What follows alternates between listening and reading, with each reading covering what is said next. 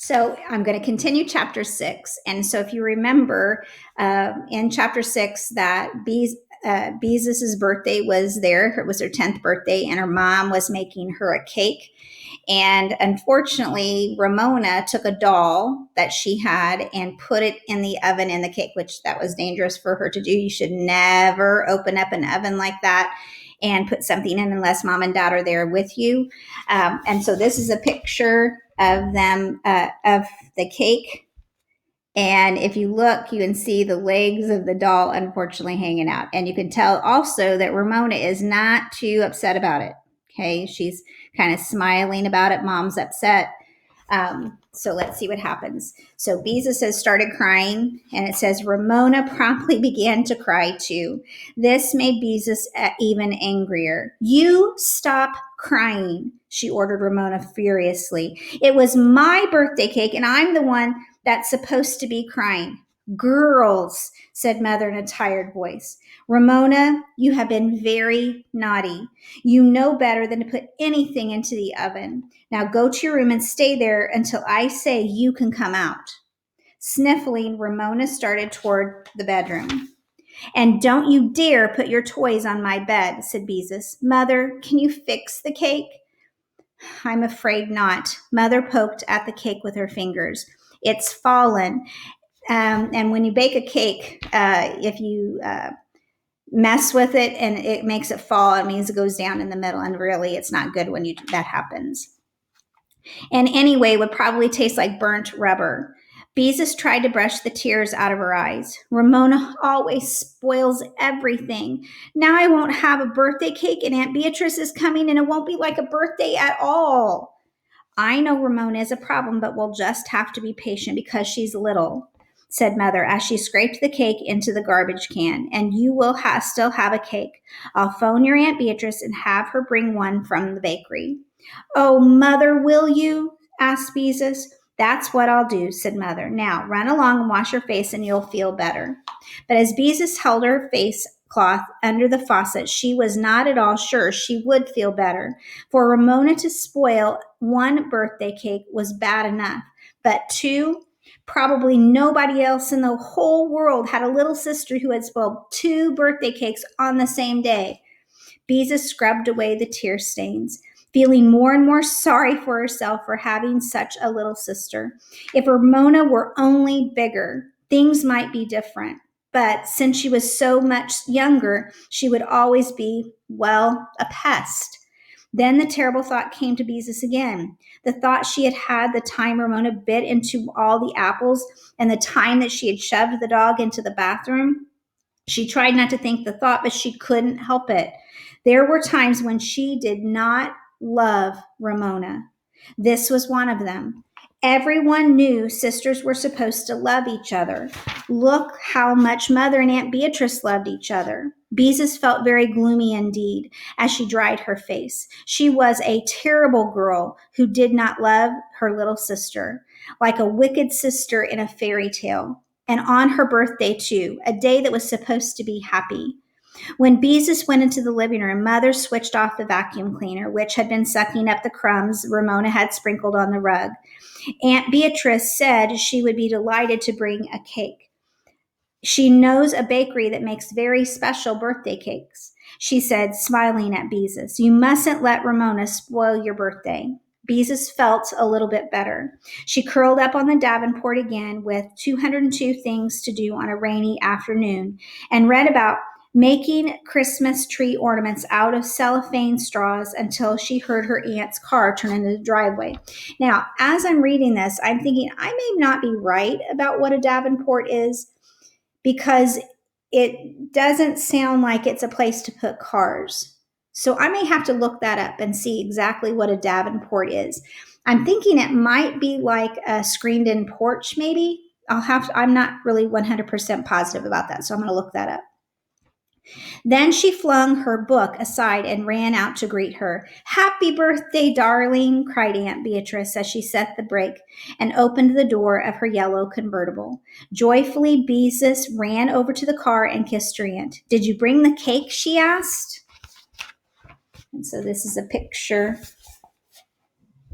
See, I'm still working on the pictures. Sorry about it. So she's going to get it. I certainly did, answered Aunt Beatrice. The best birthday cake I could find.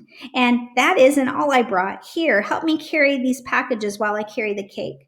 We mustn't let anything happen to this cake. And the way Aunt Beatrice laughed made Beezus laugh too. Her aunt gave her 3 packages, 2 small and 1 small, or 2 large and 1 small, to carry. The little package is for Ramona, explained Aunt Beatrice, so she won't feel left out. Mother came out of the house and hugged her sister. Hello, Bee, she said. I'm so glad you could come. What would I ever do without you? It's good to see you too, Dorothy, answered Aunt Beatrice. And what's an aunt for if she can't come to the rescue with a birthday cake once in a while? As Beezus watched her mother and her aunt arm in arm go into the house, she thought how different they were. Mother so tall and comfortable looking, and Aunt Beatrice so small and gay, and yet how happy they looked together.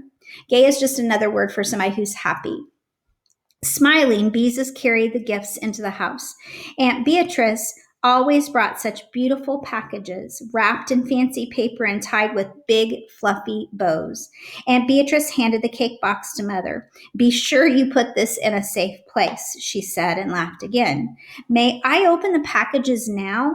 Beezus asked eagerly, although she felt it was almost too bad to untie such beautiful bows.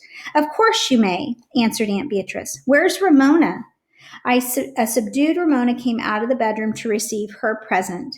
She tore off the wrapping, but Beezus painstakingly, that means she's taking her time, untied the ribbon on one of her presents and removed the paper carefully so she wouldn't tear it. Her new book, 202 Things to Do on a Rainy Afternoon, suggested pasting pretty paper on a gallon ice cream carton to make a wastebasket. Oh, Aunt Beatrice, exclaimed Beezus as she opened her first package. It was a real grown-up sewing box. It had 2 sizes of scissors, a fat red pincushion that looked like a tomato. That reminds me, my mom used to have one of those.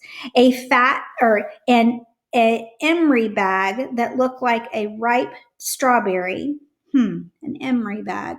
I'm not sure I know what that is, though. A tape measure that pulled out of a shiny box. And when Beezus pushed the button on the box, the tape measure snapped back inside. The tape box also had needles, pens, and a thimble. Beezus never wore a thimble, but she thought it would be nice to have one in case she ever wanted to use one. Oh, Aunt Beatrice, she said, it's the most wonderful sewing box in the whole world. I'll make you 2 pot holders for Christmas. Then as Aunt Beatrice laughed, Beezus clapped her hand over her mouth. The pot holder was supposed to be a surprise. Ramona had unwrapped a little steam shovel made of red and yellow plastic, which she was now pushing happily around the room. Around the rug. Breathlessly, Beezus lifted the lid of the second box. Oh, Aunt Beatrice, she exclaimed as she lifted out a dress that was a lovely shade of blue. It's just the right shade of blue to match your eyes, exclaimed Aunt Beatrice. Is it really? Asked Beezus, delighted that her pretty young aunt liked blue eyes. She was about to tell her about being Sacagawea for the PTA when Father came home from work. And before long, dinner was on the table. Mother lit the candles and turned off the dining room light. How pretty everything looks, thought Beezus. I wish we had candles on the table every night. After Father had served the chicken and mashed potatoes and peas and Mother had passed the hot rolls, Beezus decided the time had come to tell Aunt Beatrice about being Sacagawea. Do you know what I did last week? She began. I want some jelly, said Ramona. You mean, please pass the jelly, corrected Mother, while Beezus waited patiently. No, what did you do last week? Asked Aunt Beatrice. Well, last week Beezus began again. I like purple jelly better than red jelly, said Ramona. Ramona, stop interrupting your sister, said Father. Well, I do like purple jelly better than red jelly, insisted Ramona. Never mind, said Mother. Go on, Beezus. Last week, said Beezus, looking at her aunt, who smiled as if she understood. Excuse me, Beezus, Mother cut in. Ramona, do not put jelly on your mashed potatoes. I like jelly on my mashed potatoes. Ramona stirred potato and jelly around with her fork. That's disgusting. Ramona, you heard what your mother said. Father looked stern, so he's upset that that's what she's doing. So you can tell that they're kind of, sorry, I'm still struggling. Okay. If I can put let's try it again. If I can put butter on my mashed potatoes, why can't I put jelly? I put butter on jelly on toast, said Ramona. Father couldn't help laughing. And that's a hard question to answer. But Mother, Beezus began, I like jelly on my mashed potatoes, interrupted Ramona, looking sulky. You can't have jelly on your mashed potatoes because you aren't supposed to, said Beezus crossly, forgetting Sacagawea for the moment. That's a good answer as any, agreed Father. There are some things we don't do because we aren't supposed to.